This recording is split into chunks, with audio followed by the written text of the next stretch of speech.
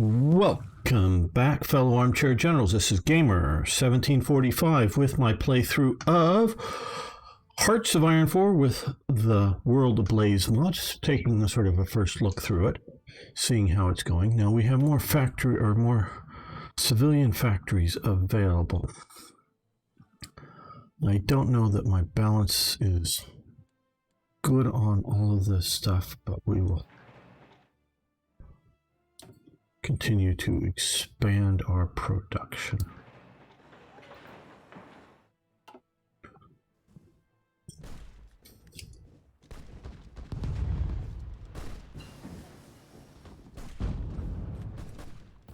Okay, now we're going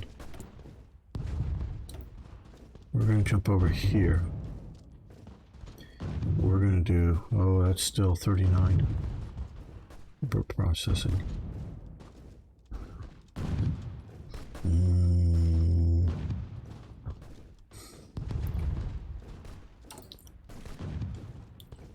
Now over here it says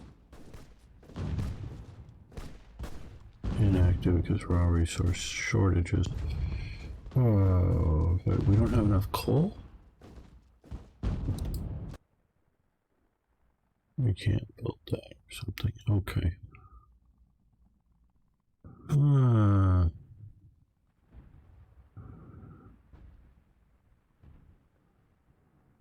Steel mill inactive.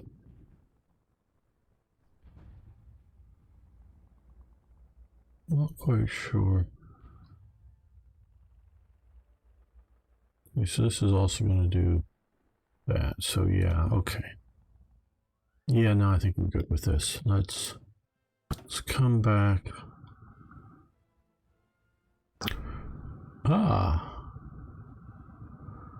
Ordering pizza well, always pizza's good. I was going to say if the pizza's good. No, it's always good. You always want pizza. Okay.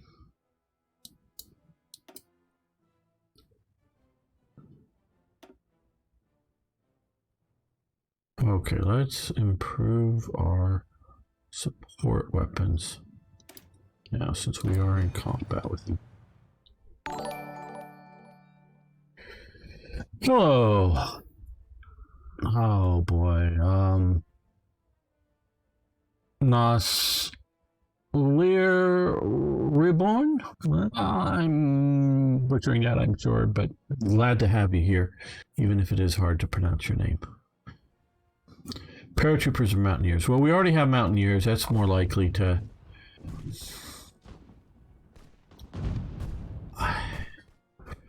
Paratroopers, I don't know. I'm absolutely for them, but they're often just not as useful as maybe things could be.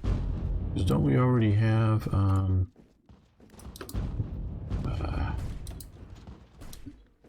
mountaineers? Special forces. We have some mountain divisions. Maybe we should do this. Mountain infantry 1. So I know we have some mountain units. I've got mountain troops. And our inherited Czech ones are weaker. Okay, aren't they? Yeah, they look weaker. Yeah, they're considerably weaker.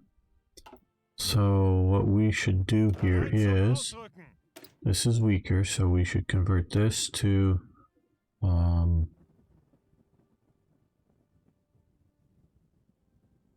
this, I guess. Is that what it would? No, I can't. Is it locked in there? Cannot be changed to this template because that would cause us unexpected special forces. Okay. Okay, somehow converting over to the others would break the cap on special forces. Okay.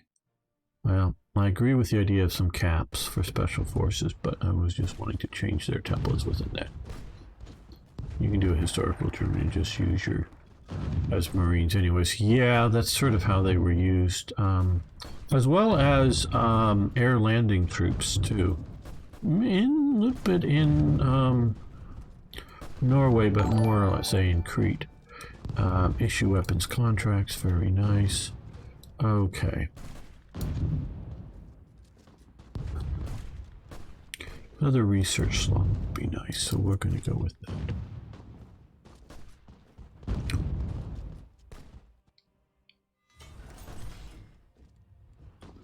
German mountain troops were particularly versatile.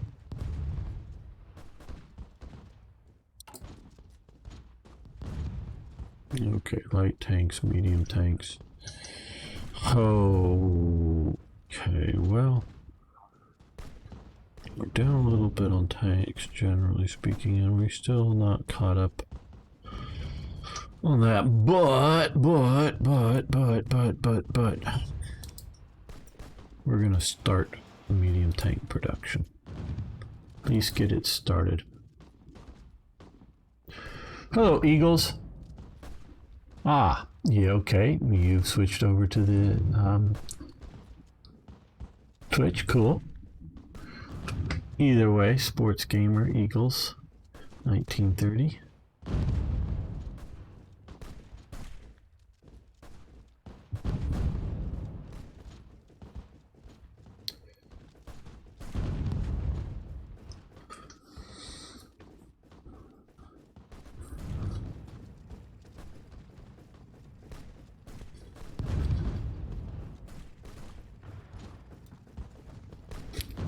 Well, these battles, to me, it seems like they're taking too long, but maybe not. I don't know. I mean, we're doing well in them compared to the enemies, but still.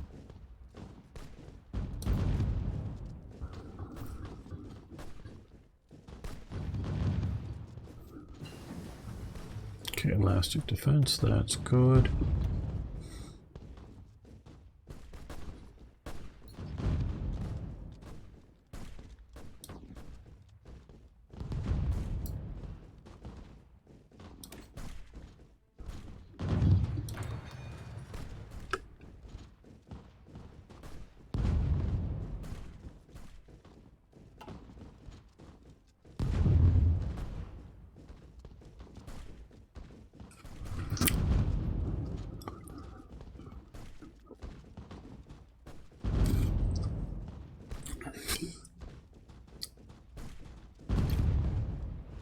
See, guys, you shouldn't be pushing here. I know you're sort of doing okay, I guess, but you should come here and push here, then we could have cut them off and trapped them, but no. No, you don't do those things, do you? Okay, combined warfare. Good.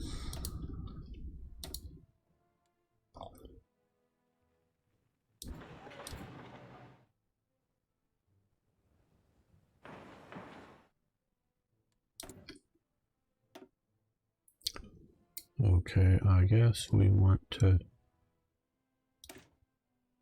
do that to unlock the next tier. Well, thank you. Yeah, we're calling you Mac, because that's Mac A. I don't do well with Cyrillic, sorry.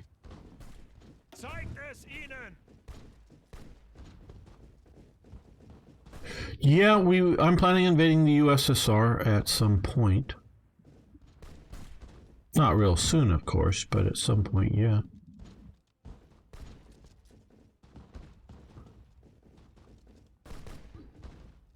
That's the whole point of the war, isn't it? To take out the USSR at some point?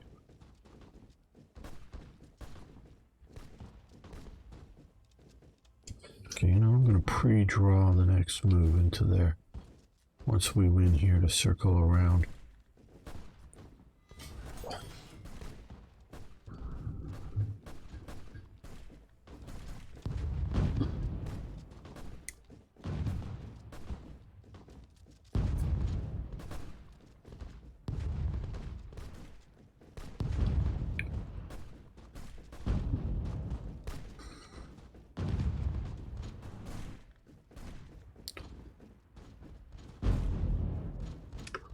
Okay, while we're here, can we push into this as well? Yeah.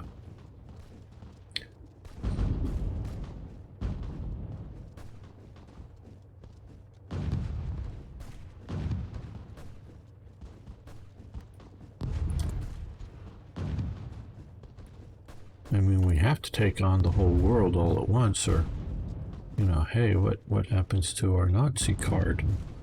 Okay, artillery, we're going to increase artillery production. Okay, yeah, we'll go to 5 and throw on another 5 once we get there.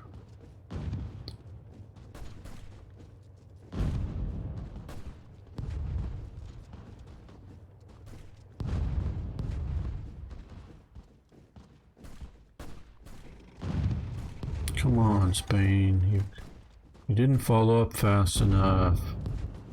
We got cut off. Now we're here. Oh well, now we're connected through down here. Good. No. Let's push back through to here.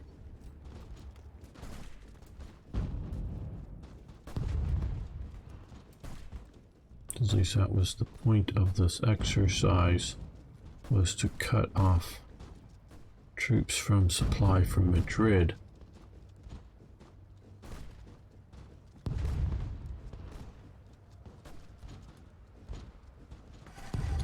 Oh, you've cut us off from there.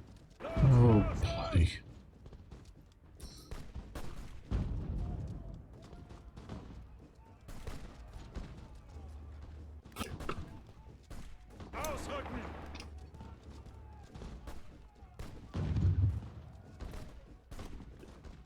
Okay, attack into the mountains. Maybe that's better than attacking into the cities. And yes, that would generally be better for panzers, though neither of them are the best options. Okay, let's see about...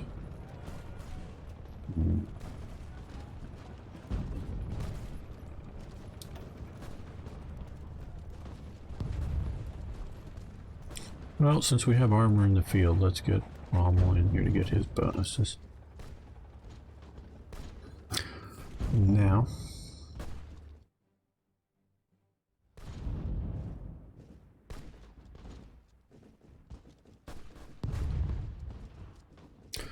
I hope people are interested in, you know, it's last episode now, my talk on economies and war. I find them both interesting and vital to understand the situation that things were going on at the time. Let's just come over here.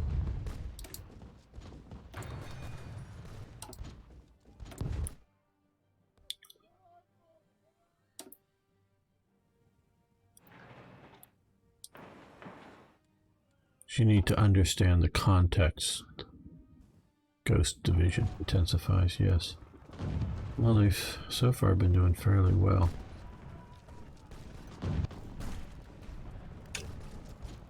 Okay, let's push up that way, try to kill this pocket off. They ever kill that pocket? Good, they killed that pocket up there off. Okay, you guys come back. Attack that way.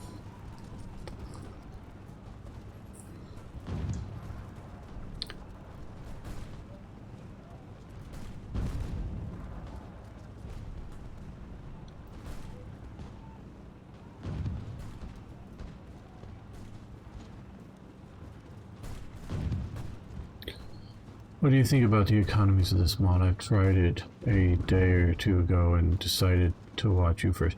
Yeah, that's what, I have my concerns with it. Whether you want to go back on this VOD or when I posted, I did the start of the previous episode that I just made. Hello, Arno. Good to have you here, my friend. I went into what I was thinking about the economy in some detail. My current appreciation is that it's unnecessary. But maybe as I play deeper into it, I'll find it useful. Because I'm still thinking on this. Because obviously I know people are now on the second day in what Mac is referring to is this whole thing here. If we were talking to... Okay. Real Hearts of Iron is designed to be a roughly 10-year period, 36 to 45 or 46 or however you want to look at that, 10 years. I know some people want to, especially in some mods, want to sort of play this as EU 20th century, and that's very much how a lot of this game goes. I'm doing good. Anything new? Nothing terribly new. Nothing I really want to go into here. I mean, things are going well with me, so things are good. So, and so if we were stretching the time period out, like stalling World War II to 1942 or 43, which was sort of the intention. Okay, Hitler never intended to have a world war. Hitler wanted a couple of training wars. He wanted a war with Czechoslovakia, but nobody else at the time. Then he wanted a war with Poland, but nobody else at the time. Then at some point, it sort of debated, and obviously they weren't sure. They wanted to rematch the war with France and maybe Britain around 42, 43. You know, have their navy built, have their Luftwaffe really built.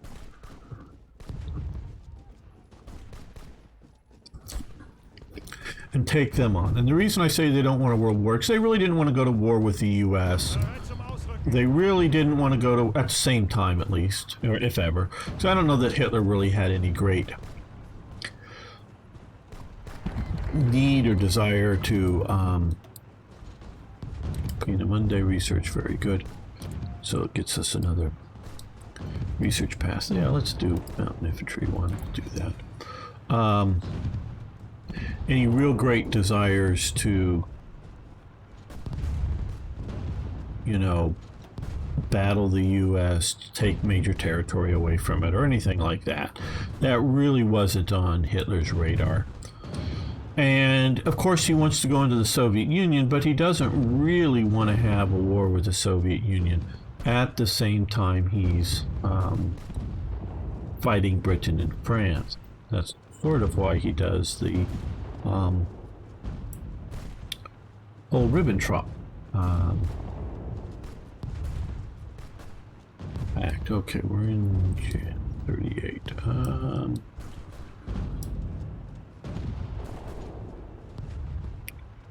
Tiger, that would be really pushing that ahead.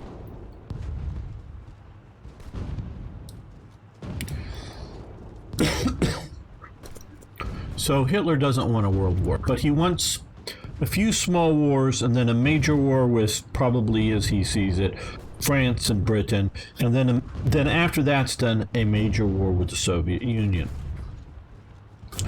Well, yeah, and so if you're going to try, and it's really hard to do a lot of things and do that, but if you're going to try to have a situation that you're doing that, then this economic stuff is sort of useful or necessary.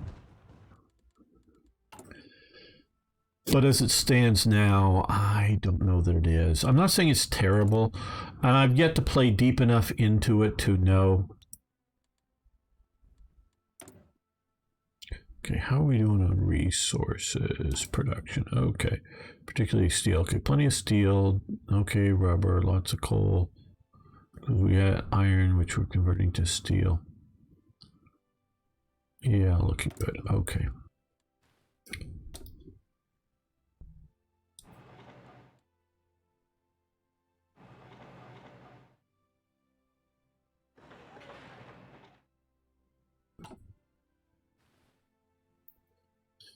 Hello, Uncharted. I have to admit, Germany is spending money like crazy to rearm itself after World War I. Okay. It adds a layer of strategy to the economy gameplay-wise. It doesn't make sense for a country to go total mobilization and have no consequences for staying for practically forever. Okay, well, one, they're not staying with it for practically forever. And I could see the argument here of not allowing the war economy. Because historically, my estimation of the way this whole whole thing is going is that Germany, say, 38, 39, before the war starts, they were at most doing a partial mobilization. At most. That's my estimation of it. Because I don't know if you're aware of this, because if you've watched my grand big series on Hearts of Iron 3, Black Ice, if you've watched some of those series, you probably know that, or watched some other good stuff. Germany still maintained a significant civilian economy up until 1941 for multiple reasons. That doesn't mean they weren't rationing, especially once the war gets going. That doesn't mean they weren't building heavily in the armaments industry. What it means is that they were producing a lot of civilian goods for domestic consumption. Partially, there's multiple reasons to it, but partially just out of fear of losing popular support. The populace, as well as some of the high command in the army, and of course some of the soldiers, are terrified with another war with France, seeing as they lost the last one. They're terrified of that. Now that all disappears once Germany defeats France. You can see, and if you look at my mod again, you can see the events that I took some stills from a motion picture of the victory parade in Berlin.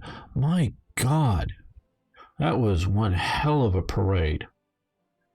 And people are just like fanatically joyous at that stage, in 1940 after the fall of France, and they run this victory parade through Berlin.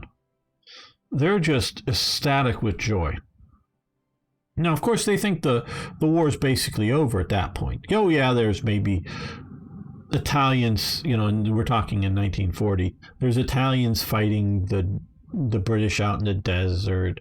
Sure, there may be a few bombing raids, depending on what the date is, in Germany from Britain. But most people, they may be living under effects of bombings, in the sense that there's blackouts and curfews or whatever may be going on. I definitely know there were blackouts early on. I don't know specifically when the curfews were coming in or not or whatnot. There was effects from it, but most of the cities hadn't yet to be bombed, so most people hadn't yet to do that. And of course, there were U-boats out at sea going after British convoys and, some surface raiders. But the war was mostly just, over there, away, not something at that point. So they were ecstatic.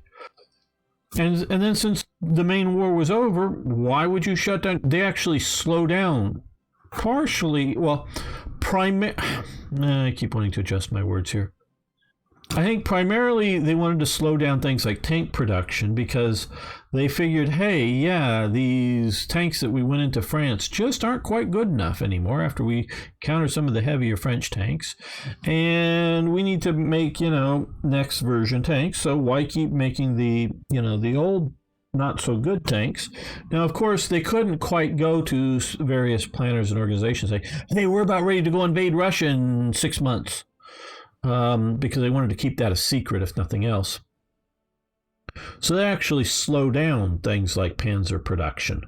Because, why do we need more of these now? We're going to be outdated tanks. We'll just wait till we get the new designs in and start going. When really, of course, they should just be cranking tanks out as fast as possible. Any kind of tank. It will be useful at some stage. So they're keeping that civilian economy going considerably. I'm not going to say that it's equal to this civilian economy conditions here. It's somewhere between early mobilization and partial mobilization.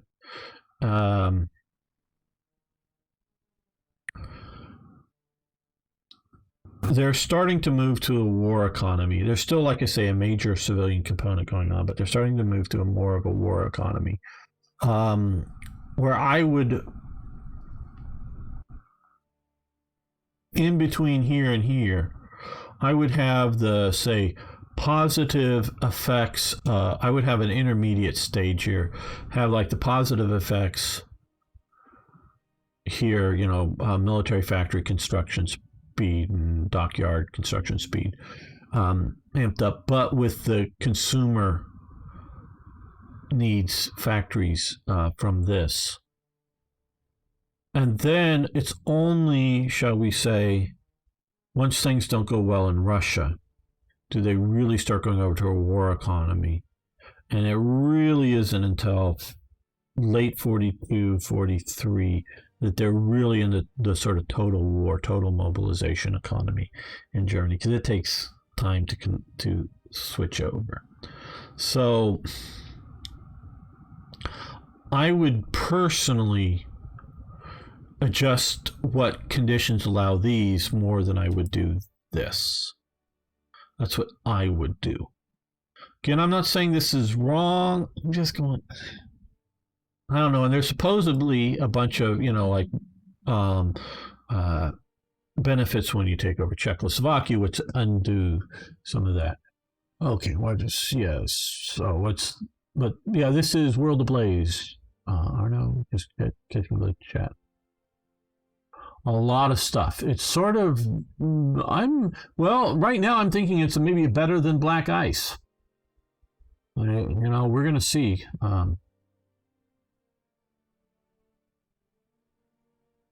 Hello, Kaiser Red X player. How you doing? And this may be. Now, I'm not saying it is. I'm saying it may be, just because we got to play it a lot more. And I still have my pet peeves with the, okay, I want a tough AI. I want that. Now, I may get my ass kicked. Oh, please give me good advice. But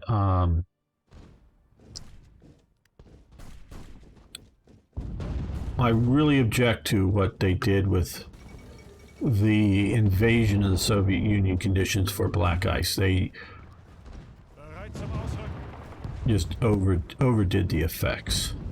Invasion of the Soviet Union followed Nanjing. Well, let's take a look at China. How's China doing? Okay, fairly historical. I mean, not exactly by any means, but yeah, doing reasonably well.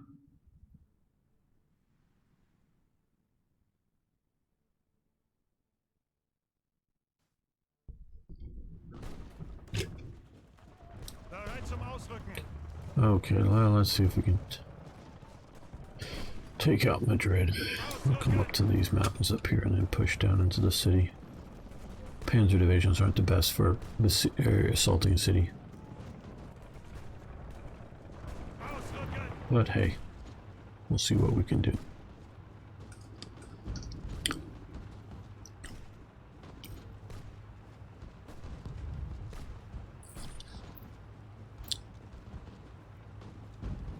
Okay, how are you liking the number of provinces for cities in the news?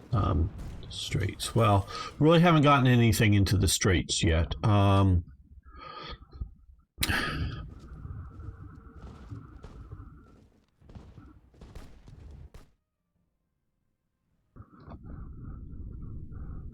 that's the reason I came over here.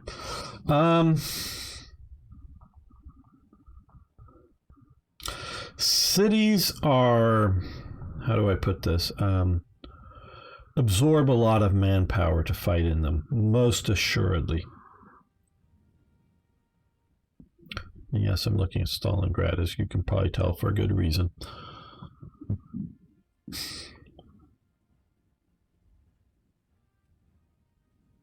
I have mixed feelings on it. Stalingrad was not a very big city. It was nowhere near this big a city, but I get the effects that you're talking about, trying to achieve here. Where in comparison, Moscow would be at this time much larger than Stalingrad. And it's probably about the same. Now, I don't know. And here's the problem there. That's the problem.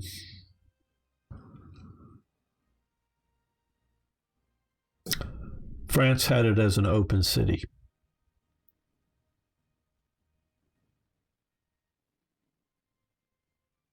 The French soldiers did not have the heart to fight in Paris and see Paris destroyed in battle. I mean, they barely had the heart to vigorously man the Maginot Line.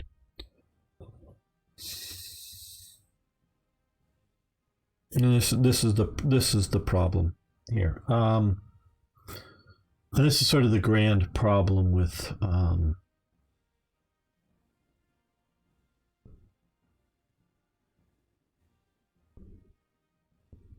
games like this. Players can be players and do what players want to do. That's part of the beauty of these games. The what ifs. Well, what if?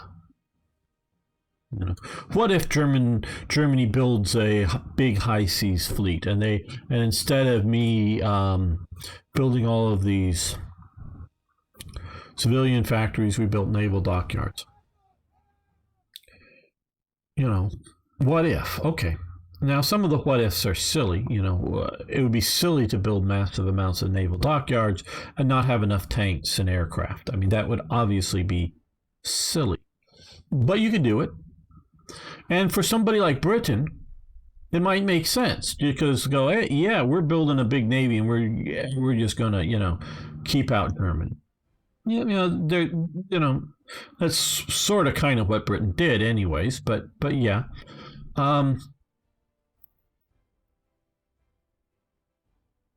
But when you want to, okay, here, and this is for anybody out there, and I haven't been looking up at the chat, so I will check it out in a moment. Just sort of thinking here. For me, whether it's the base game or the mod, I don't so much want to refight World War II just the way it happened in World War II, but I want the AI nations, each one, to plausibly work and do things in a historical manner. And it's not so much that I want to know that so long as I repeat the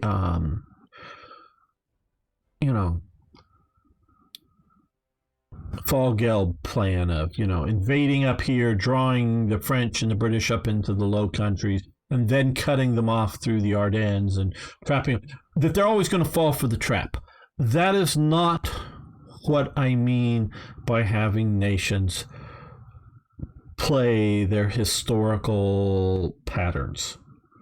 What I mean by that is that France just has lousy, shall we say, command and control. And in a way that I would do that is have massive penalties for France on organization regain. Not so much massive penalties on organization for units, but massive penalties on organization regain.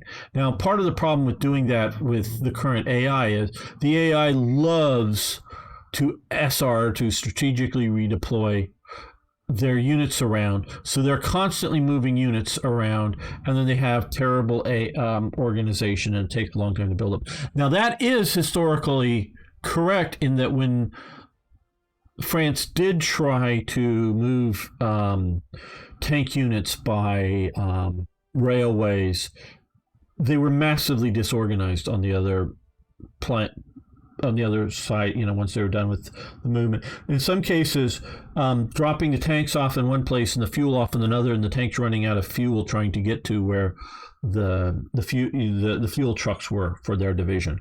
So that they have lousy organization once they've been strategically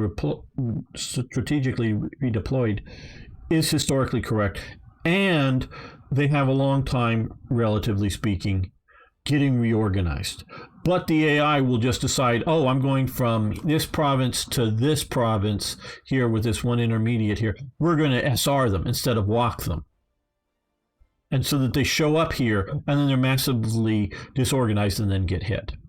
That's a problem with at least the conventional. I haven't played this other than here in Spain so far. And so they like to use a lot of that stuff. So French units should be hit with a massive reorganization penalty, so that once you break a French unit, it ain't ever going to be the same, basically, as long as you keep pushing. So you can overrun them, you can push them, and then I would make something like Paris go, yep, nope, we're not going to put any French troops in there. Just somehow, if you could, AI exclude. But you can put German units in there, and then once Germany takes it, basically that, and so long as they've taken a few other strategic points, France capitulate. Especially if we can get a deal to have Vichy France instead of keep fighting. So this is sort of the problem with the big cities, in that the AI is going to try to defend them, I presume. And defending Paris gets you bogged down into big city battles. So that's sort of the problem. I didn't forget in all the talk is the point of the big cities. So, and then, you also have the problem with Rome. Italy doesn't defend Rome. I mean, they fight in Anzio for Rome, but once Anzio is bust, and now it's the Germans, they all fall back. So,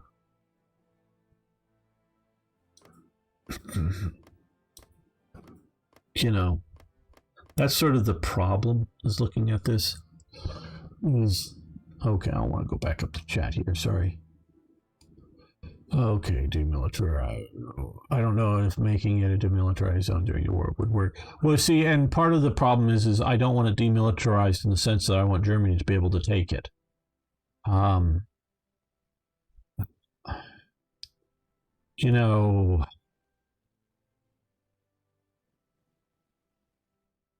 don't know how it works, but I do know, at least in Hearts of Iron 3, that this part of the coast of Germany is an area the AI will not invade. Just how that's programmed in, I'm not quite sure, but it's told not to do invasions in this part, at least from Denmark through to the German coast here. The AI will not invade it. I have never seen, and somebody correct me if they're wrong, even in Hearts of Iron 4, whether they've ever seen the AI invade, like I'm talking British or American or whatever. Now, I have seen them invade up into Norway. I've seen them invade, France, at least part of the Low Countries, absolutely, but I've never seen this part invaded. So you need something like that to tell French and or British, particularly France, do not put station troops in Paris. Make it an open city. So you can fight like all hell in front of it, but once they burst through to it, they just get to take it. Yes, I absolutely. Even playing alt history, I keep historically focused. Yes, and I always want to do historical plausibilities first. You're paused. Yeah, I know I've been talking. Yeah, I won't invade those areas in this mod. Okay, good to hear. Unless there are no divisions there, it's not possible, I'm afraid. Yeah. And so I don't know all the coding for dealing with the AI particularly and giving it limitations. Now, of course, the Spanish Republicans fought hard and bitterly around Madrid. So, this works in some cases rather well. In other cases, I see it as a bit of a problem. Not like it makes it terrible or anything, Really, I wanted to come to this part of Madrid here. And then there's clicking on the correct spot with all this stuff. Okay, so we have this. We gotta pick this or this. Shock and awe, which enables tactical withdrawal and grand battle plan. Well, not that the term shock and awe was used, but we're gonna go with that for Germany.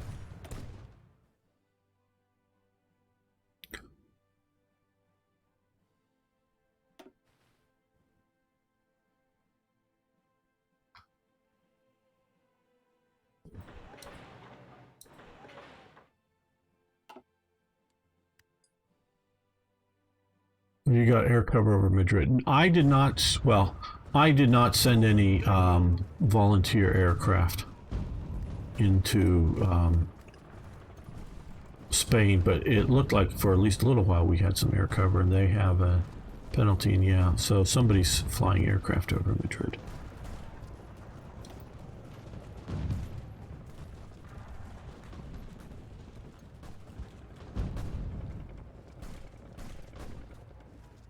Yeah, I know. Partially just laziness.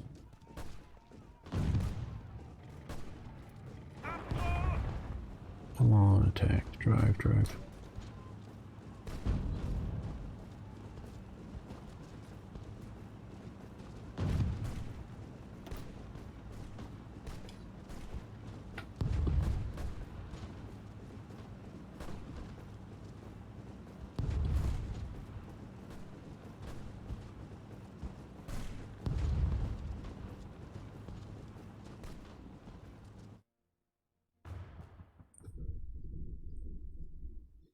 We don't know what would have happened with London had Germany invaded.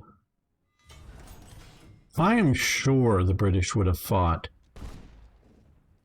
had the Germans invaded Britain, but I don't know how stiff the fighting would have been.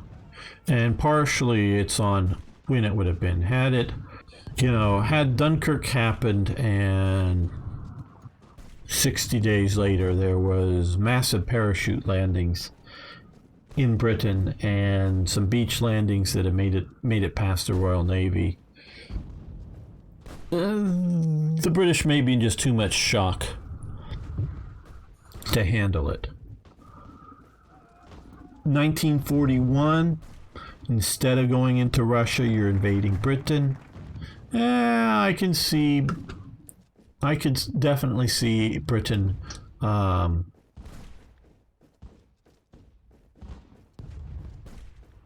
we'll do that. Pretty short. I can definitely see Britain by that point going, yeah, no, we're toughing this out. We're fighting house by house, street by street, because even if you haven't gone, to war with Russia, just because of propaganda as well as equipment, both being produced and brought in by Lend-Lease, I can definitely see the British fighting very doggedly. It is artillery. I'm getting confused. Yes, okay. So this sort of depends on when. Hello, Mad X Brad 13. How you doing?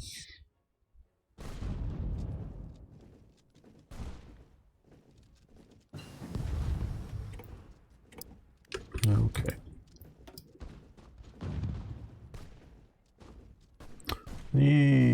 Okay, these are mutually exclusive. Let's see, deep operations, backhand blow, converging forces, blend the spear, encirclement, central command, air land battle. This is probably Germans historically, the Sherplong, the Kampf Group A. Yeah, we'll do the historical path. And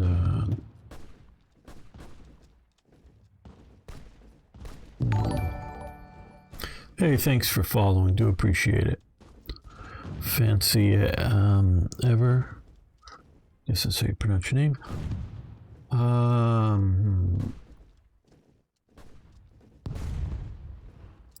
Now this one here should have a check to see that they've got the checks. Yes, I was putting a pun there. Because we're probably pretty late on that. Do we have a big enough army to do? Should I passenger planes? Maybe we should have come over here. No. Okay, well, what we're gonna do here is, we've been building like crazy. Let's deploy that. Oh, we can't deploy that yet, but we can deploy him. There we go. I know we already have the national focus. We're gonna finish that, but I'm just looking to see. Yeah. Oh, we need to put units in specific spots, maybe. Oh, we don't even have the 950,000 power yet. Okay. Well, we'll get there.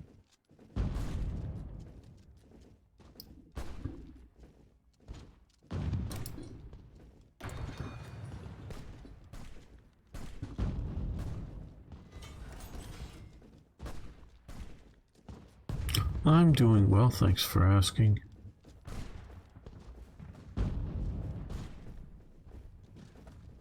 I will never surrender. Well, people say that, they mean it, but sometimes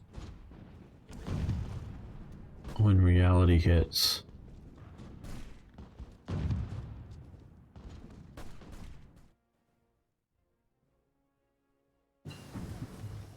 okay, support weapons, that's nice. Basic medicine, 41 days to research. But, you know, well, what am I meant to come over here? Okay, well, these are not until 1939. Okay, yeah, it's just 38. But over here, let's do computing machines. We're going to do it, might as well do it early. Okay, how are we doing for things like steel, aluminum? We're not building lots of aircraft, so we're doing pretty good with all of that.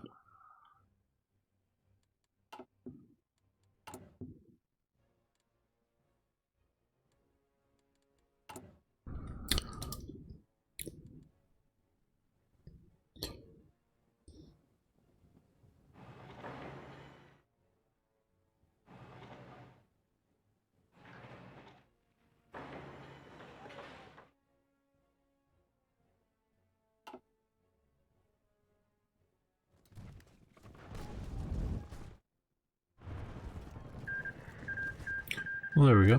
Okay, good. I was just going to say, even though, you know, Madrid should surrender, yeah.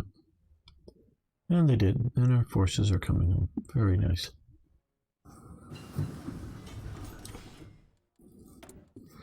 Okay, we are starting to almost catch up on artillery, and we've done some of the other things. So what we're going to do here is add unit, add unit, add unit, add unit.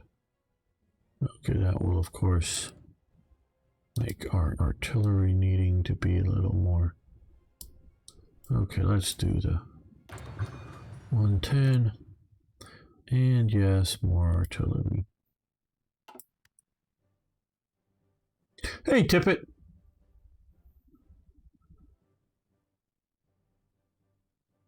Can you show the tech tree? Certainly. Okay. So we have rather nice German armor tech trees into fantasy realms. Very fantasy realms. 1950, okay. And yeah, if you're really looking to extend the game out, I know that's only 5 more years. Some of those economic instability things do make a little bit more sense, but yeah. Oh, hey, Toyjet, do you have your P1000? They never would have made that thing. That was just somebody's goofy idea. Not even the nuttiest Nazi politician was really thinking in those terms. Trust me. That's just goofiness. And I'd make that, I don't know what it is, I don't know how effective it is, but I'd make it super effective and completely immobile. Can't move it anywhere, You build it, you place it, doesn't go anywhere. We can see interesting trees there. That's sort of basic, bit modified. Let's see. Okay. Wish we could do better comparisons of these things. We can't. Okay.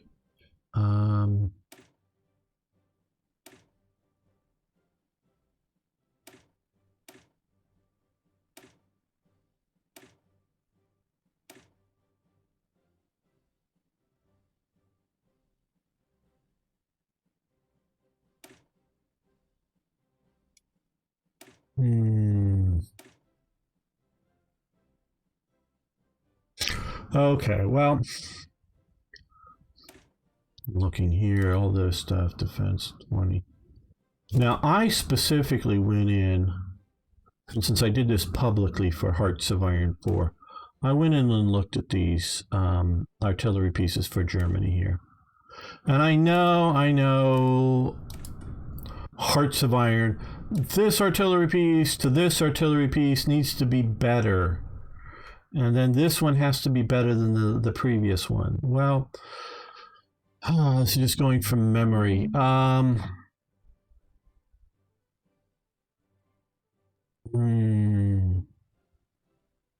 was either this one or this one. One of them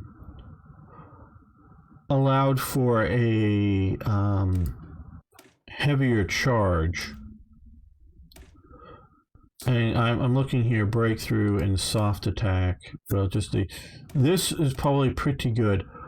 Production, and what I am impressed that production cost goes down here, because I'm pretty sure, if I remember correctly, the M18M, if I remember that correctly, let's come plug it here.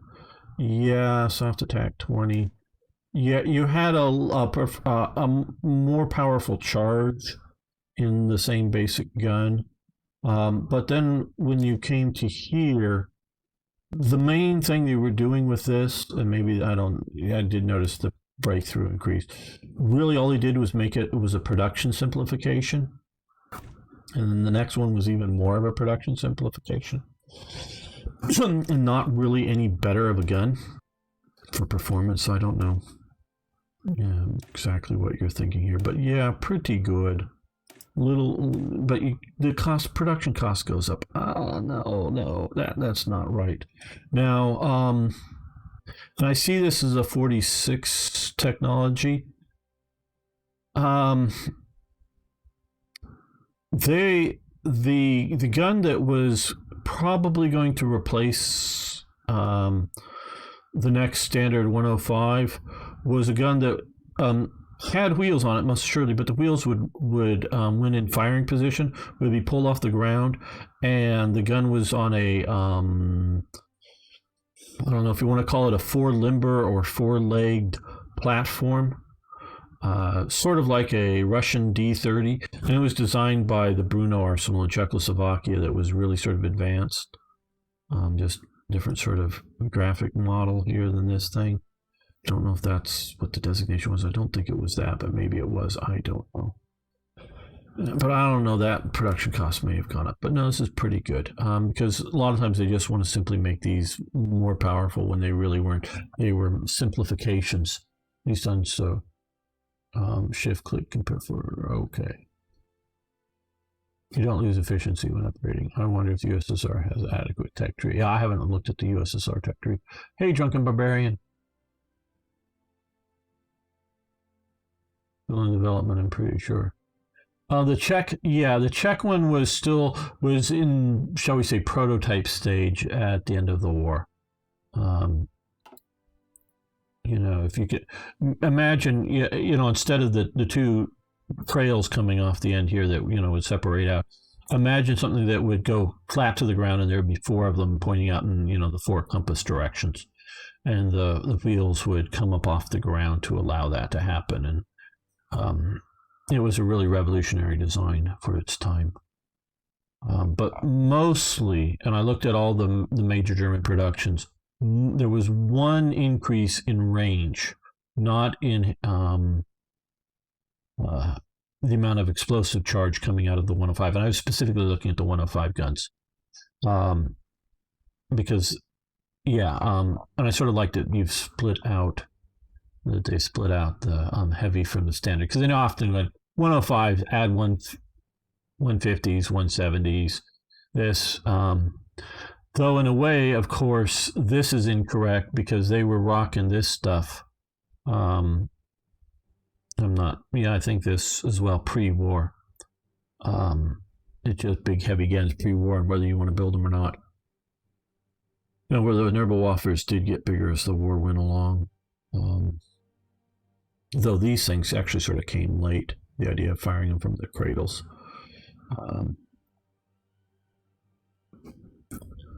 Yeah, so mostly for Germany, it was mostly just ease of production improvements, not performance improvements.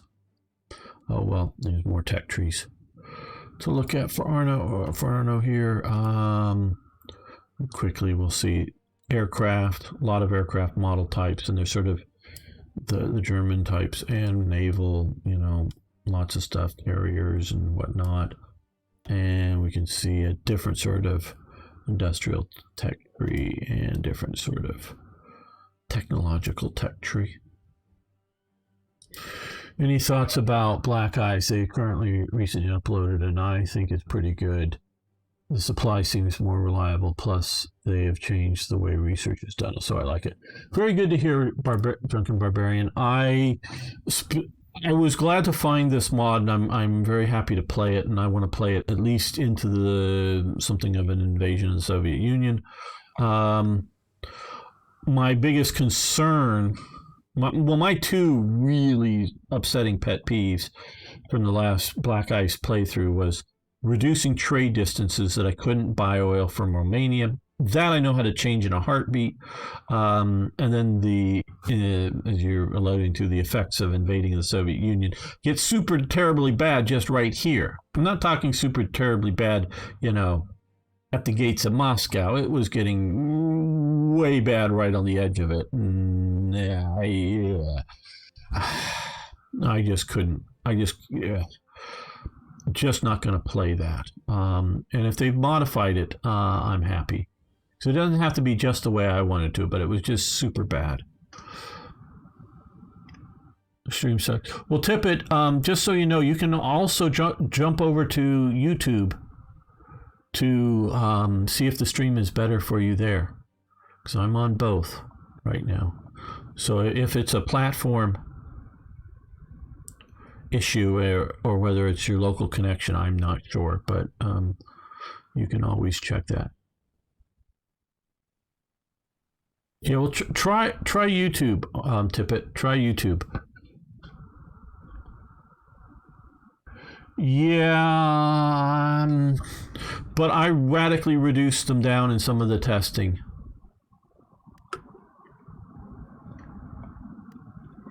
That I did. Okay, I think I need.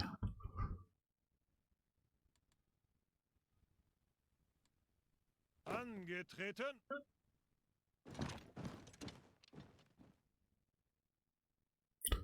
Try watching on YouTube the live stream, if you're having problems.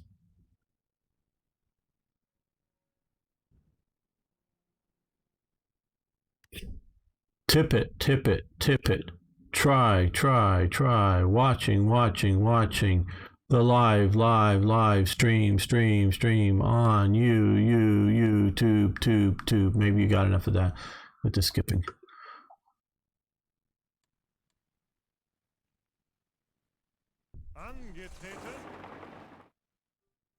There we go. Tippett's over on YouTube now. Good.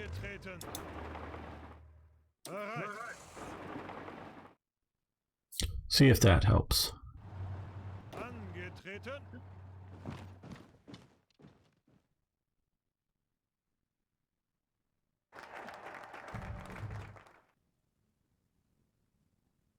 Yeah, I definitely will, whether I do it in my spare time or just wait for... okay, yes, good. When I get done with this,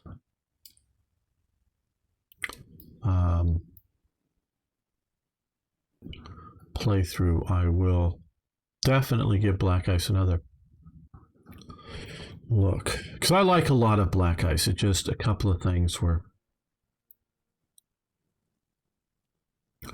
really bothering me. Okay, let's do some Reich Autobahn. Ihre Befehle? Bereit zum Ausrücken. Okay, how are we doing? I know we just did that, but let's see. Yes, volunteers have returned. Okay, we don't have our manpower yet.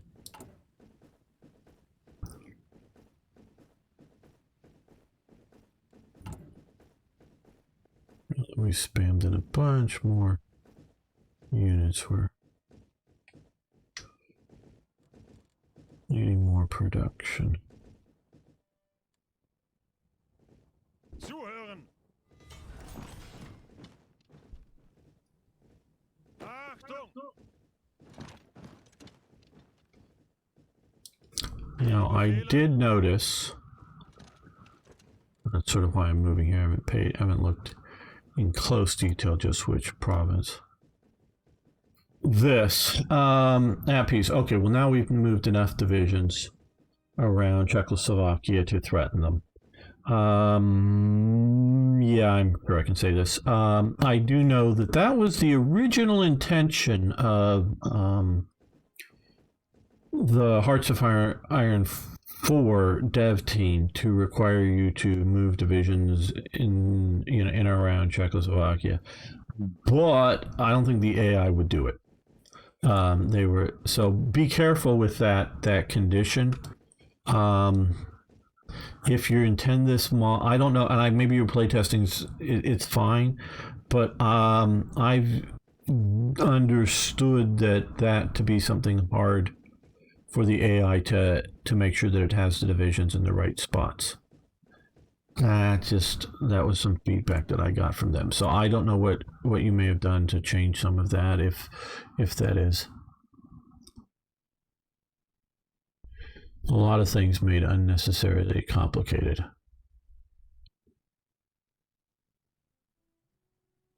Okay, well, very good. If your AI is fully competent in doing that, because that's what they were definitely looking at doing. And like I say, I don't program AIs. I don't know how easy or difficult it is to get them to do that. But that was an issue.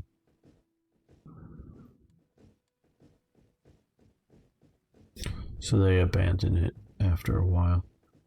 They just had a size of German army requirements.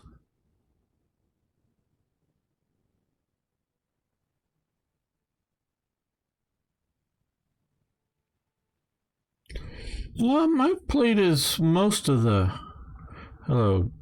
good affirmations. Most of the majors now. I've played as Poland. I've played as Czechoslovakia. Played as France. Played as Britain, Soviet Union most recently before this. Played as Japan. With various mods, standard game, various things.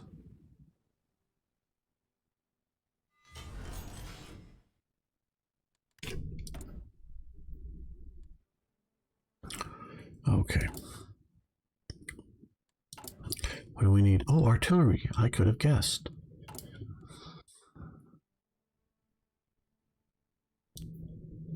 Your divisions are artillery hogs. Not saying that's wrong, because these templates look fairly historical, but that takes up a lot of artillery. And as you can see, I'm having some difficulty in keeping up with it all. Okay, yeah, just more. Well, yeah, more factories. Actually, let's see. Now that we have this,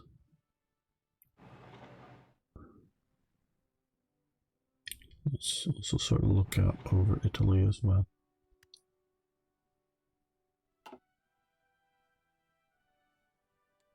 Okay, time to add another. Oh. Eh.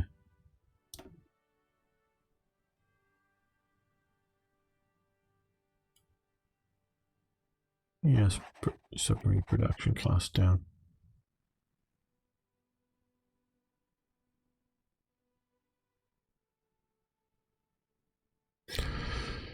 Yeah. Black Ice does a good job on a lot of things, and I think they've gone off the rails in some stuff. And I have a reasonably good friend who works on the project over there. But I think they've lost sight of some of the historical stuff that Panzeru kept them on a bit more. At least that's my guessing, and I miss his involvement there. Just being a little more colorful.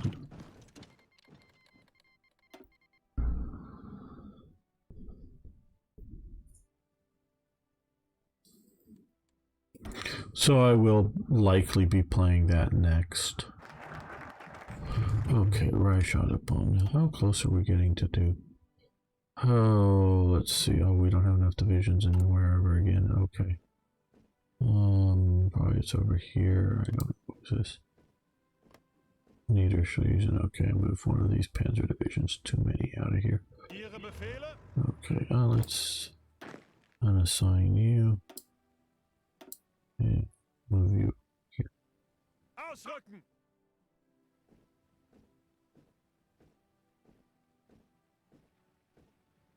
Yeah, I don't like using front lines. I know I did that briefly here, but I don't like front lines. I don't want to play with them. I want to micromanage my armies.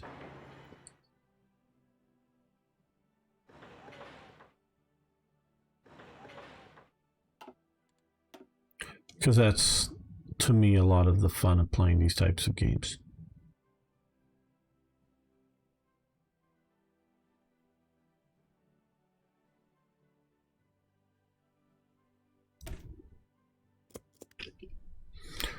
It's a long one, but I think we'll do that. 70 days.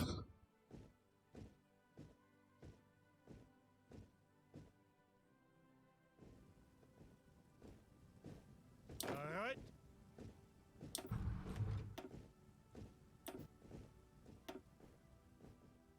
Ausrücken! Befehle! Ausrücken!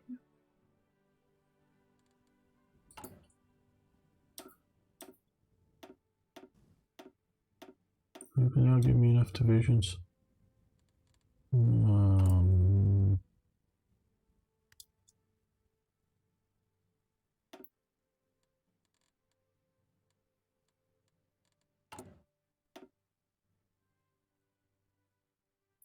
Yes, so once that's done, almost historical, not quite, but time frame once this is done, we'll go over.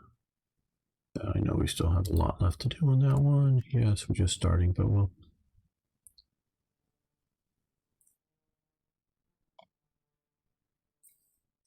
I wish I could work out something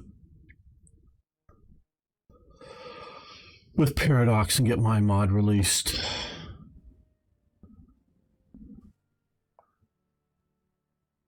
So I do so many more event chains for all of this stuff.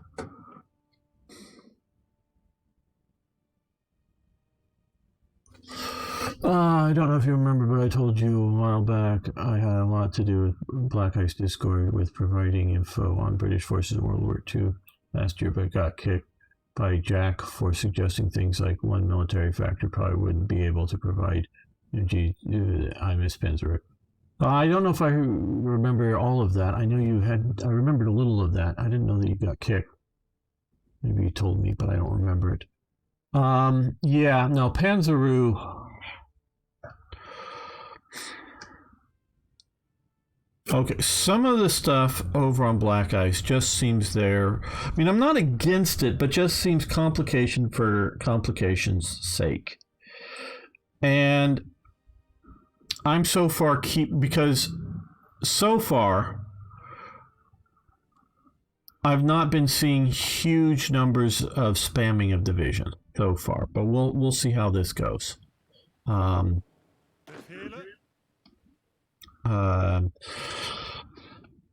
Standard Hearts of Iron.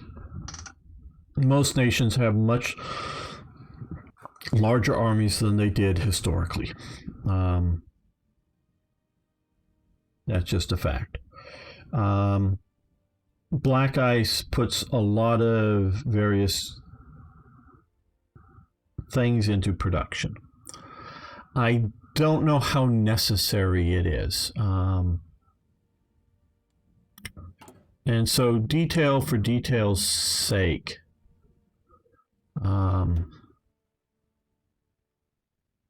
can be overdone.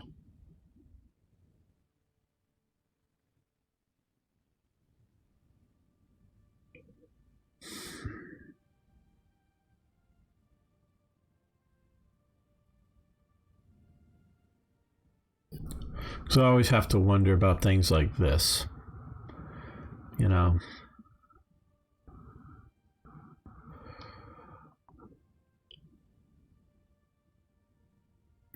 Should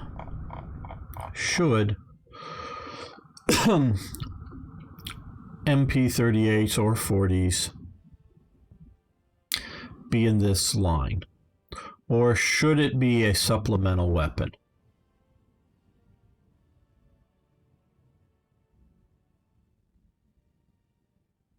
And that's a tricky thing to work out. I can't categorically say one way or another. It depends on how you want to look at this. You're just looking at armies equipped with bolt-action weapons. Say like Britain in 1940. Britain does not really get a submachine gun, at least that it's producing itself, until 1941. Which is a copy of the MP-18 for the Navy and maybe the Royal Air Force, but definitely for the Navy, and the Sten gun for the Army. So they fight the Battle of France without a submachine gun. Post-Battle of France, they buy a bunch of American Thompson submachine guns, use them in both commando roles, for their commandos that are raiding the mainland, and of course sending them out to the army in North Africa for use in standard armies. And they're just not enough. They're really expensive. They never get enough of those. So yeah, the British Army in 1940 does not have submachine guns. The Battle of France, neither does France. Soviet Union has them. And now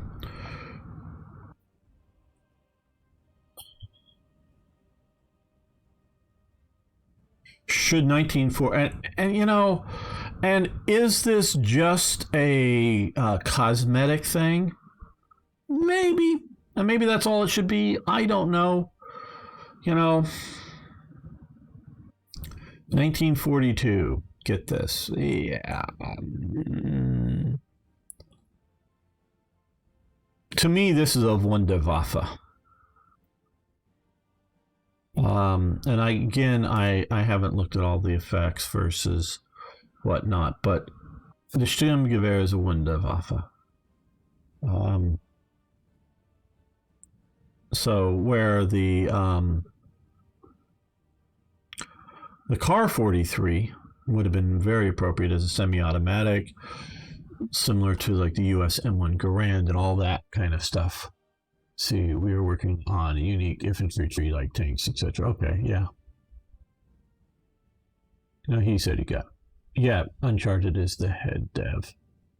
We're going for the best World War II mod out there. Well, very good.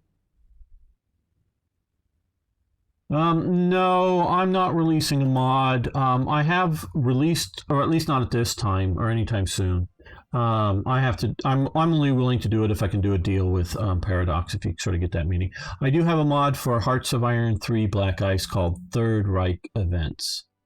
It's rather popular.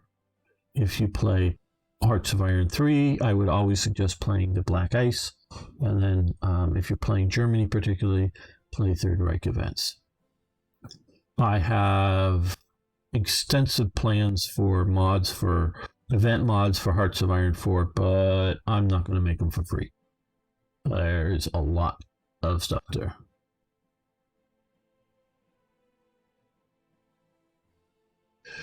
Yeah, I hear you. The stats idea from bolt action to semi-auto and that kind of thing, but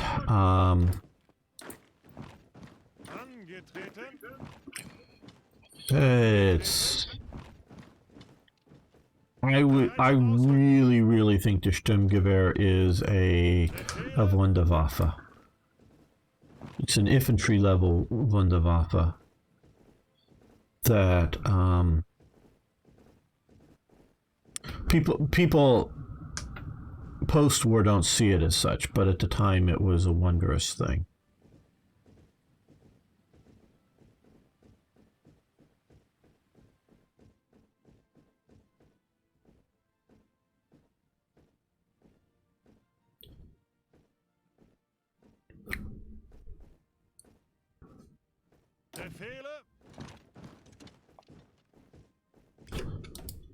We have enough intel on any of these guys over here. Because I think it was something like 5 divisions or something in the Dutch army at home. There was also a bunch of, units out here. But the Dutch army at home wasn't nearly this big. This is the problem with Hearts of Iron. Division spam. That's because of the least. We'll see how the AI goes. But we can see here. I mean, my God, this AI still sucks. What the hell is the AI doing out here? Why aren't they back here and here and holding a more defensible line? I'm not saying your AI is bad in comparison to the standard AI, but still, the idea that you're holding all the provinces along the coast just tells me that the AI still suck. Along the border, I should say, not coast. But yeah, okay, mountain infantry, good.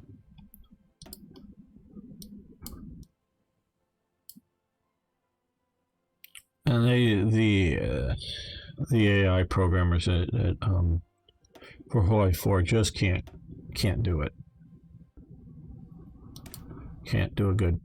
They kept telling me, well, we're going to do good AIs. We're going to do good AIs. We don't want to do scripted defenses. We're going to do good AIs. And I kept going, what makes you think you can do a good dynamic AI? What in your history of combat AIs for Hearts of Iron shows that you can do a good, we're going to, yeah, okay. And so they still haven't done it.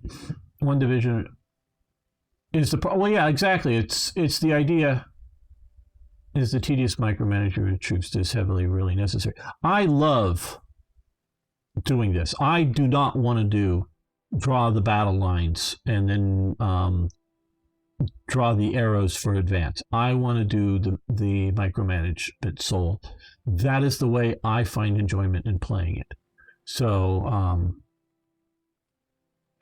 the only true wonder weapon was combined arms. My grand, how difficult it was early on just to get artillery support when it was in Iraq. It was 2 minutes away. Yeah. The combined arms things. Well, okay, that.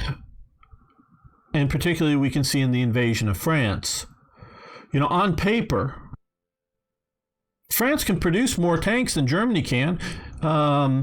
France has a larger air force than Germany does alone.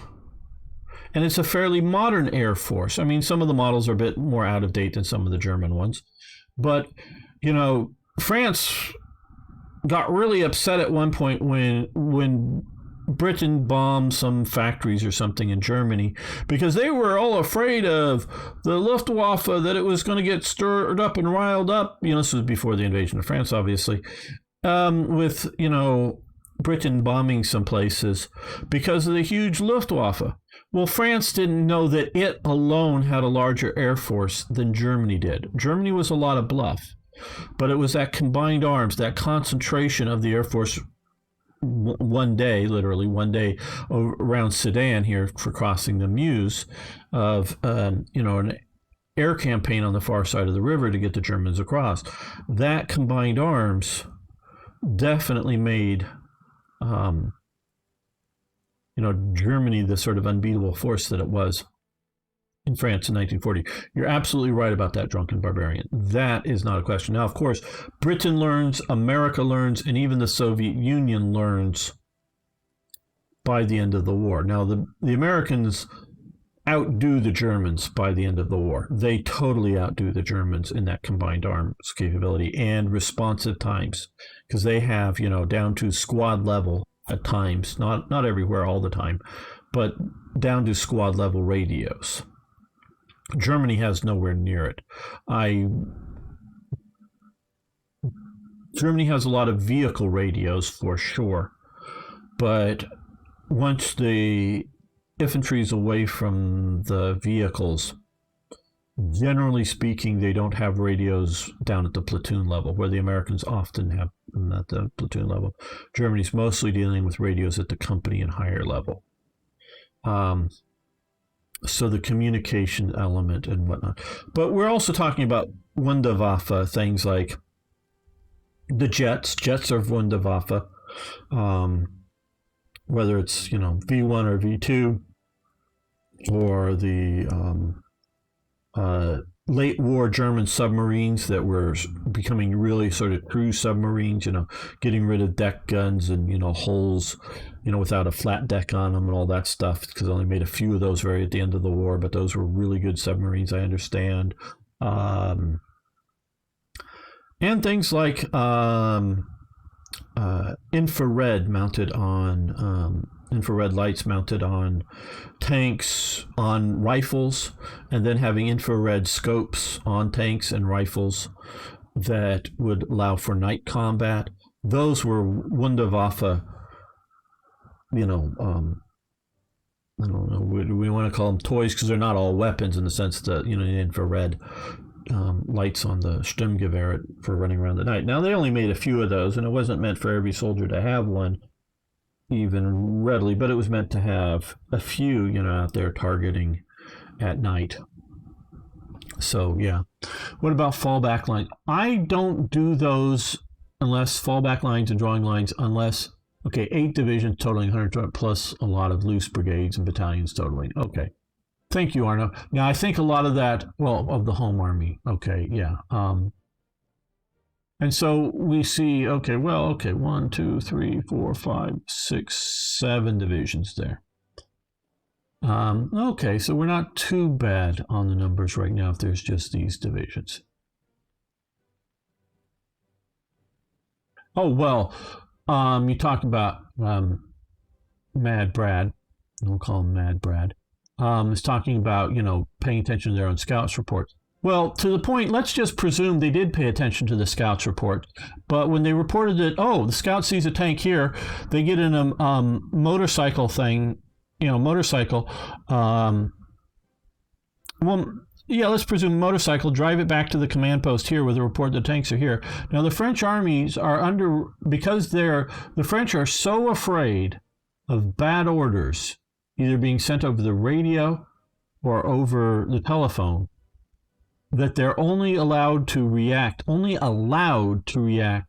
written orders. So let's say this is where the GHQ is or somewhere. Even if they're, getting reports over the telephone or over the radio, then they get, send a division to stop the tanks here. And they get in their motorcycle and drive up the orders to here, you go to here to block them, and by the time that's already done, the tanks are here. they've moved across the river and moved on. I think the GHQ for all of the French army in this sort of area had like one phone line going out, literally. I think it was something like that out of the complex.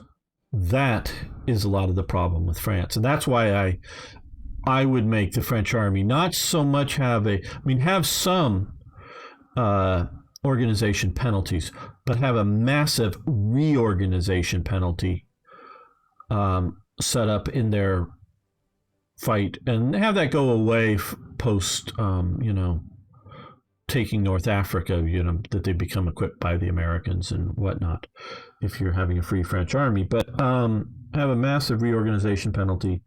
So once a unit is beat, you're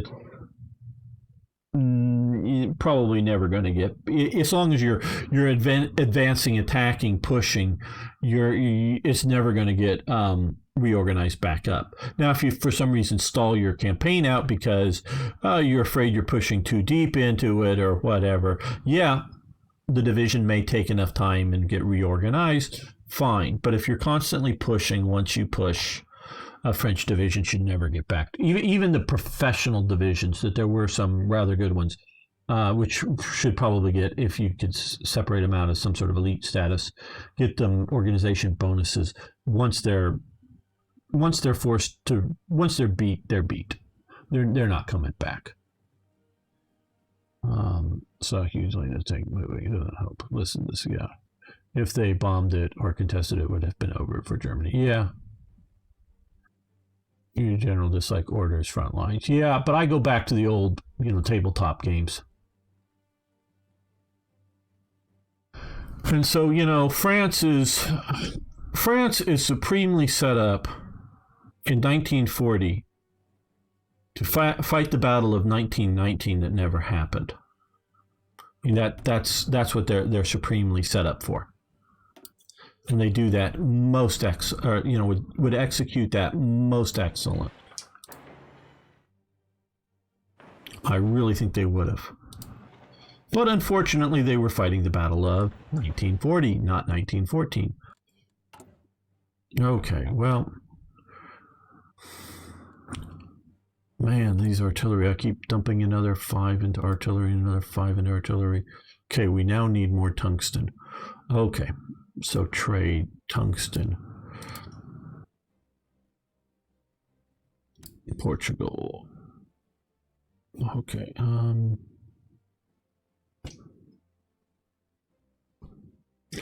Why aren't we able to get more? I don't know. Let's see if we get some from Sweden. Yes, 2 factories.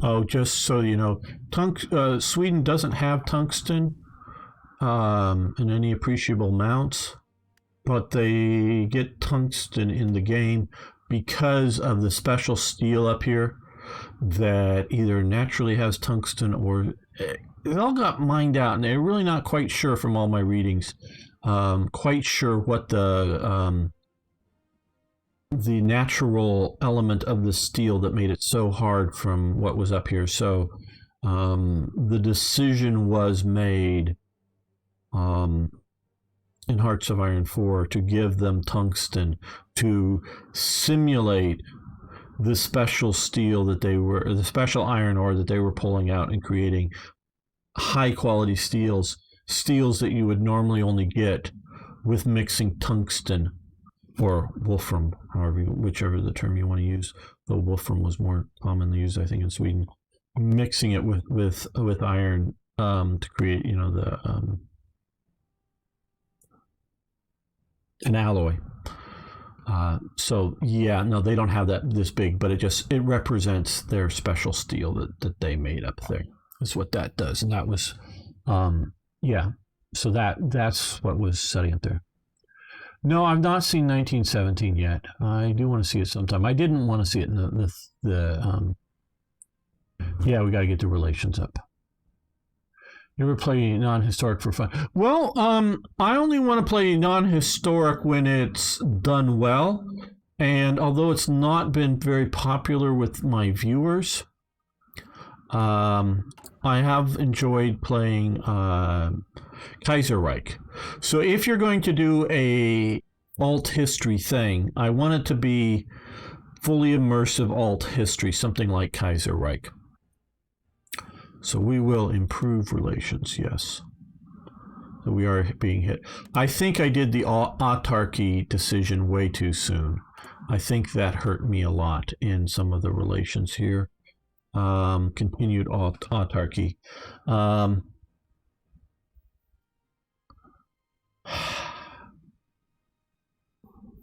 I don't know why I get such bad trade opinions.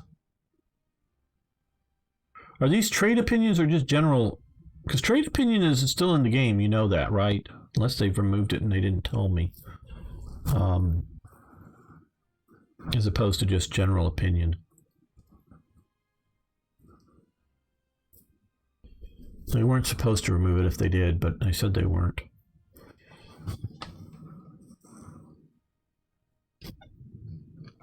So, yeah, that I think... I don't know that, because I don't know why I wouldn't be able to trade with Belgium and the Netherlands or the Dutch East Indies because I did this, or I don't get that. I just don't get that.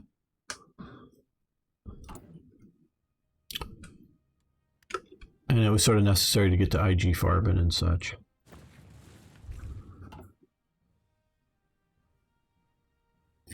Sure thing, Drunken Barbarian. We'll wait for you. No, we're going to continue playing.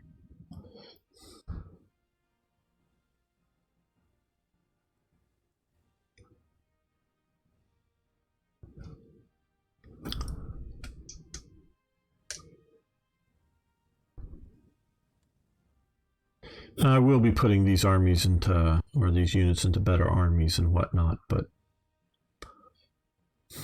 we need to get more units over to East Prussia.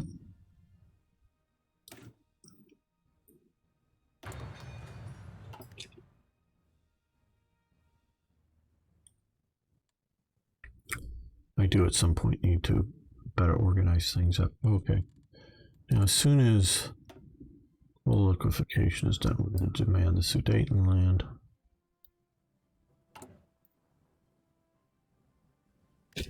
Trade opinion is not reliable enough as general opinion when it comes to blocking trade. Germany refuses to trade with countries in real life and focuses on becoming self-dependent. I'm going to disagree with that statement on a couple of counts, and we'll get to that in a second. Their mentality was that by trading with these countries, they will become stronger than Germany. Their mentality was that trading with these countries, self-dependent country, that trading, it will become stronger than Germany eventually. Okay. Well, trade opinion is, if you want to stop somebody from trading with you, is a very reliable one.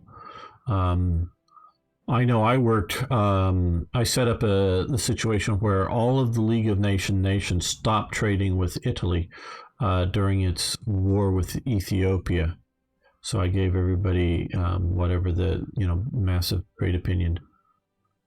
No, I've not used the expert AI mod, but they've improved the AI on this, so we're going to be seeing how tough that is. They say it's tough, and I'm not doubting them. We're just going to see how tough it is and see how good or bad I do against it. So, trade opinion works just fine, at least in my testing. Now, that was some time ago, but if I blocked off the trading, it stopped.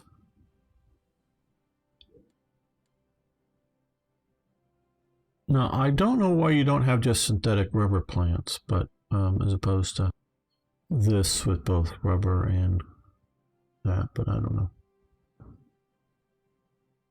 Yeah, I'm just saying because I know I used it, and because now the crazy thing was, which you can't quite do, is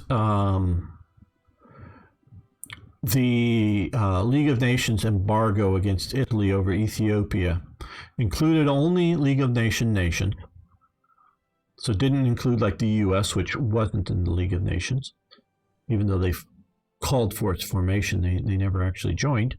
That's another whole story. But the one thing they didn't embargo, and the one thing that Italy couldn't do without maybe so much, was oil. So they embargoed everything but oil. Yeah, that's sort of crazy, I know, but yeah.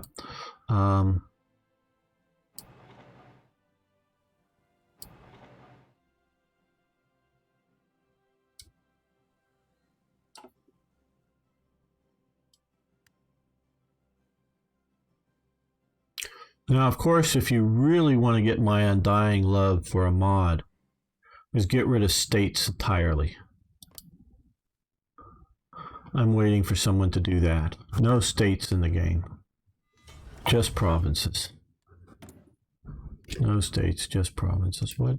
Oh, yeah, okay. Do we want to update our bombers or just more bombers? More bombers. More bombers. Why would it be laggy is? I'm just get rid of the states. I'm waiting to skip over to this in 1939, so I'm just spamming out a bunch of these, and then once we get this into production, we'll just jump to that. Maybe it's not a good plan, but that's what I'm doing. Like, it doesn't lose a... Okay, well, there's no reason. Okay, if it doesn't lose efficiency at all, or much, or whatever, okay. Okay, I'll take your word for it. So, there... Well, it does a little bit. Like I expected it would. Well, that was a massive hit. Okay. Yeah, I have built radars. Okay, we got those, though we don't have free ICs to build half-tracks at the moment, which Germany really didn't. I mean, they built test vehicles at this time, but they didn't, small production runs.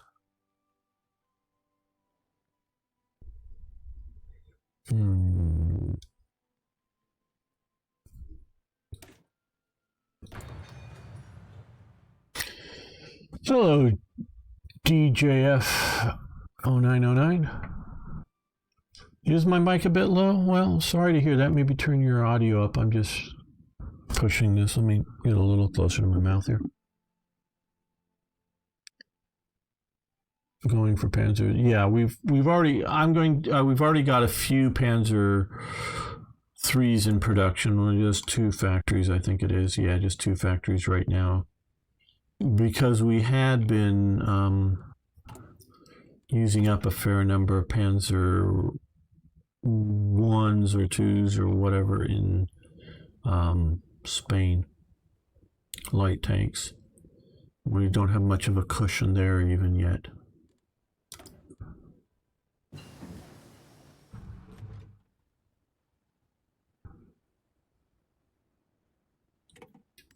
Okay. Heavy fighters. Oh, that's over here. Okay. Right.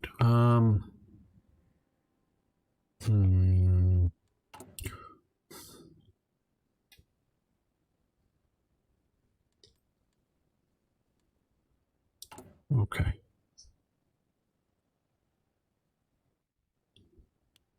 Just gonna go that many freaking. All I'm doing is building artillery pieces right now.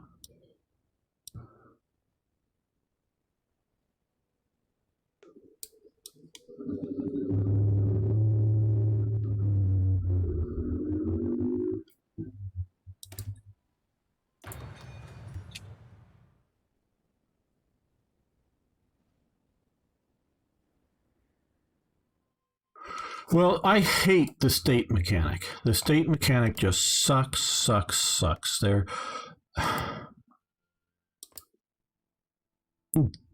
This, I think, is their main reason for the state mechanic. I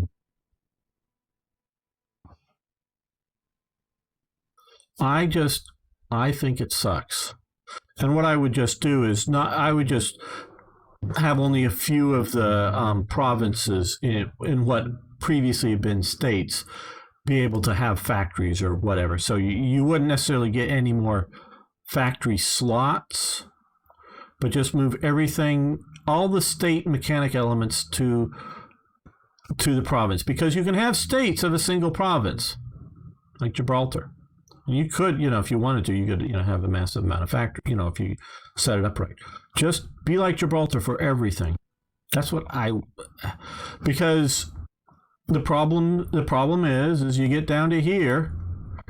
Oh, I can only have one air base and all this range. Well, you could build it better. Yeah, but the Germans can't have one, or the Italians can't have one here, and the British can't have one here. They can only have, and some of these things get ridiculously big. So all this thing, only one air base. Oh, well, you could build one in here. Well, okay, yeah, but yeah. It's air bases. Radar. Where can I put the radar? I can't, here. I can't put one out here unless it's here. And if this is where the radar gets located, I can't put one over here. I hate the state mechanic. I hate it. I hate it. I hate it. I hate it. I don't see, other than laziness, I don't see a good reason for it.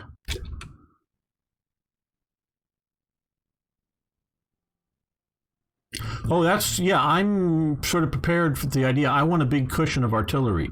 I don't want to just have just enough artillery to fill my divisions.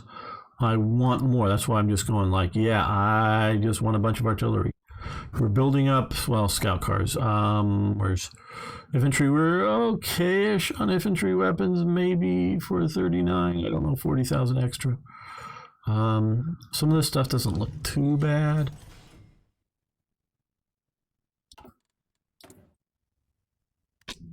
So how are we doing with, okay, yeah, just a -1, that ain't so bad.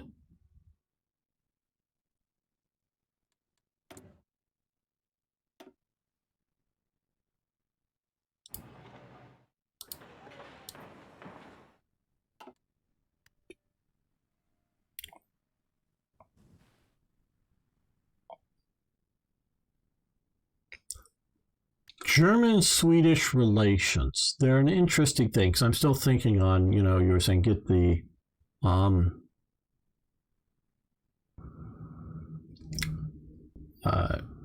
opinion up with Sweden to better train. Historically.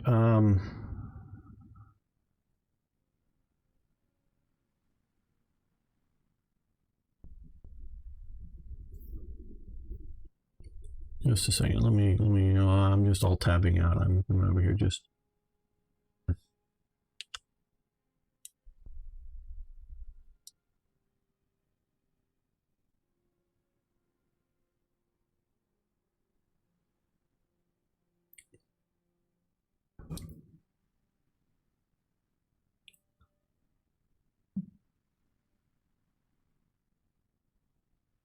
Right. And so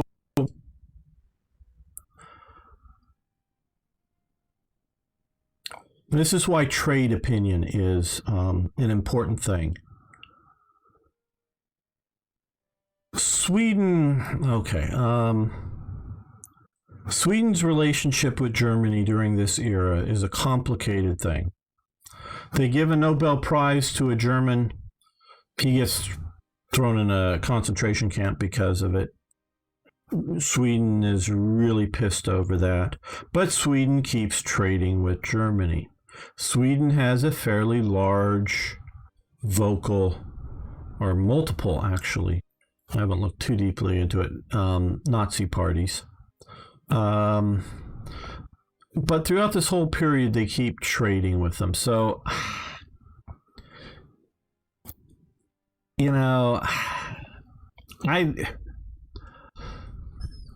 and because I sort of know some of the history here in Sweden and Germany, I forget the guy's name. I'd have to look it up. I was quickly doing that, but I'm not going to take the time to look up the guy's name.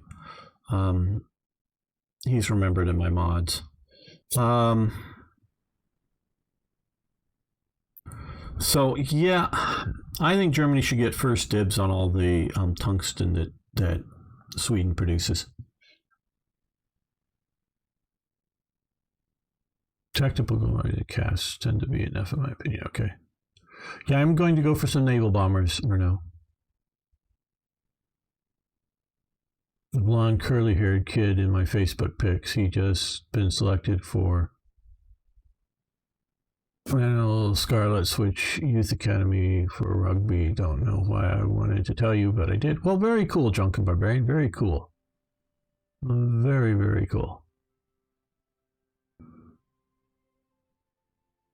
After you do the Swedish focus. Okay, is there a Swedish focus? See, I haven't even looked, I guess, through your focus tree enough to see the Swedish focus.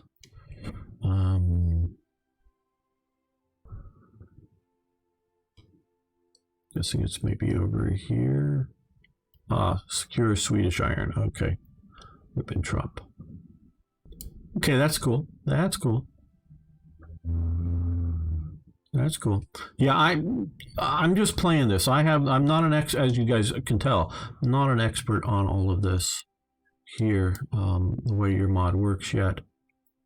I'm fairly good with black ice. Okay, you know, because I've been playing a lot and almost done with coal liquefaction. Another 5 days. And so yeah, if that comes, secure that. Germany does not produce enough steel for all of its needs. Absolutely. But Germany does produce a shit ton of steel. That's a scientific measurement, shit ton of steel. It does a lot. What the Swedish steel in particular was really, really high quality. So it was critical in that sense. It wasn't critical so much in volume of steel, although it was a significant element. It was that it was such high quality steel. That is where it really, really made the difference.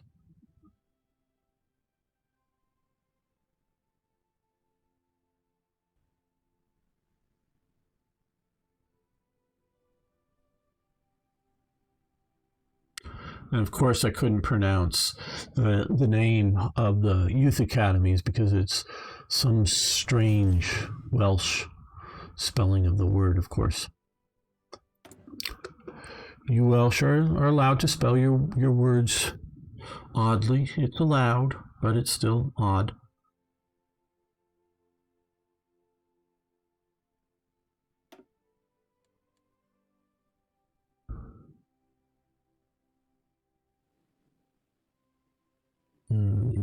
It's full. I'm trying to look for empty, relatively empty states to put some more factories in.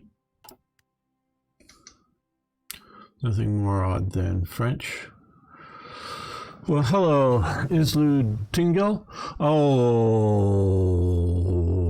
I'm not saying French doesn't have its odd pronunciations, but you can look at some town names and whatnot in Wales, and I even defy some of the Welsh to really properly just be able to know and pronounce them or something. Oh, no, nothing like some of the stuff I've seen in Wales. Oh, man. Okay, so we're through that.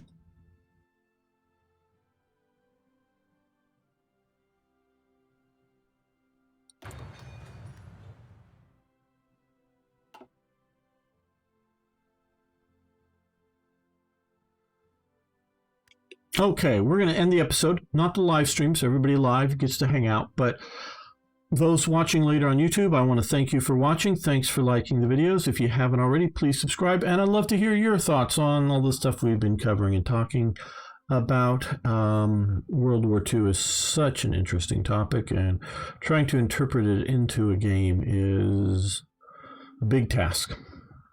So nobody's ever going to get it 100% right for sure. But it's always fun to try and talk about. So thanks, everyone. See you next time for more Hearts of Iron.